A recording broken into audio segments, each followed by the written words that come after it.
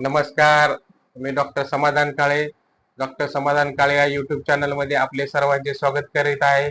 आजचा विषय आहे डोळे येणे.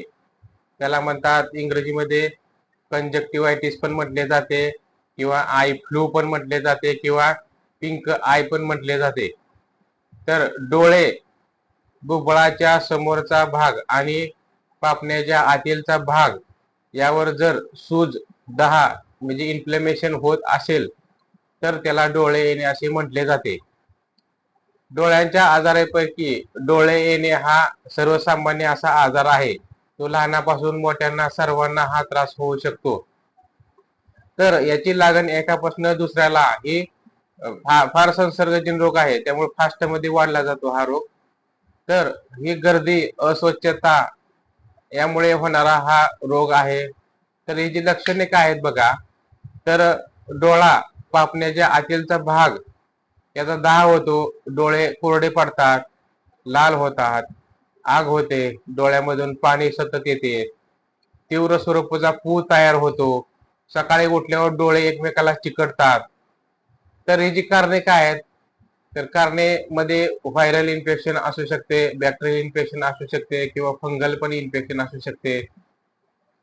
डोळ्यावर जास्त ताण पडणे, कृत्रिम प्रकाशामध्ये काम करणे, अंधाऱ्या खोलीमध्ये किंवा कमी उजेड असेल त्या भागात जर काम केला तर आपल्याला डोळ्यावर ताण पडतो. त्यानंतर आहारामध्ये पथ्य व्यवस्थित पाळायचे नाही, विरुद्ध आहार खायचा, कुपथ्य. जर वारंवार सर्दी जर होत असेल, सर्दी पडसे होत असेल तरी सुद्धा आपल्याला डोळ्याचा किंवा डोळ्यामध्ये चिकट घाण पू तयार होण्याचा प्रॉब्लेम सतत असतो. त्यानंतर शरीरामध्ये जर कफ भरपूर प्रमाणात वाढला असेल तरी सुद्धा आपल्याला डोळे येऊ शकतात. आता ह्याच्यावर उपचार काय, तर पहिला म्हणजे उपचार उपवास, आठवड्यातनं एकदा कडक उपवास करणे, त्यामुळे शरीर व्यवस्थित डिटॉक्स होते. वात, पित्त आणि कफ ह्या तिन्ही पण जे दोष आहेत ते समान होऊन जातात आणि त्यामुळे आपले शरीर निरोगी राहण्यास मदत होते.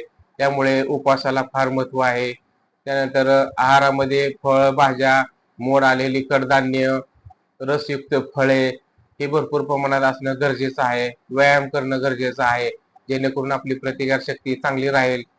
त्यानंतर जर आपण गाजराचा रस घेतला, पालकाचा रस घेतला तर सुद्धा डोळ्याच्या या पिरियड मध्ये आपल्याला चांगला आराम मिळून जाईल. त्यानंतर डोळे धुताना नेहमी उकळून गार केलेले थंड पाण्यानं डोळे धुणे चांगलं असतं. त्यानंतर विलगीकरण म्हणजे ज्याला डोळे आलेले आहेत त्यापासून सतत लांब राहणं गरजेचं आहे, नाहीतर त्याचा त्रास आपल्याला, त्याचे इन्फेक्शन फास्ट मध्ये आपल्याला होऊ शकतं. त्यानंतर डोळ्याचे व्यायाम करणं गरजेचं आहे, म्हणजे व्यायाम मध्ये डोळे वर खाली, बाजूला दोन्हीकडच्या साईडला किंवा गोल फिरवणे, विरुद्ध आकार फिरवणे असे सतत व्यायाम करणे गरजेचे आहे. त्यानंतर डोळ्यावर ताण पडला तर तळ हाताने डोळ्यावर थोडासा वेळ ठेवायचं आणि त्यानंतर रिलॅक्स झाल्यानंतर डोळ्यावर असे उघडझाप करायची. त्यामुळे सुद्धा डोळ्याचा व्यायाम चांगल्या प्रकारे होऊ शकतो, डोळ्याचा ताण कमी होऊ शकतं. त्यानंतर तुम्हाला एक ॲलोपॅथिक ट्रीटमेंट सांगतो.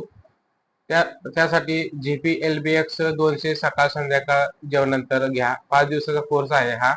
त्यामध्ये तुमचे डोळ्याचा प्रॉब्लेम पूर्ण निघून जाईल. त्यानंतर एक सुमुफ्लाम टॅबलेट आहे, सकाळ संध्याकाळ जेवणानंतर घ्या. टॅबलेट पॅन 20 mg जेवणापूर्वी सकाळ संध्याकाळ घ्या. मोशी आय ड्रॉप आहे, दिवसातून 4 वेळा 2-2 थेंब डोळ्यामध्ये टाका.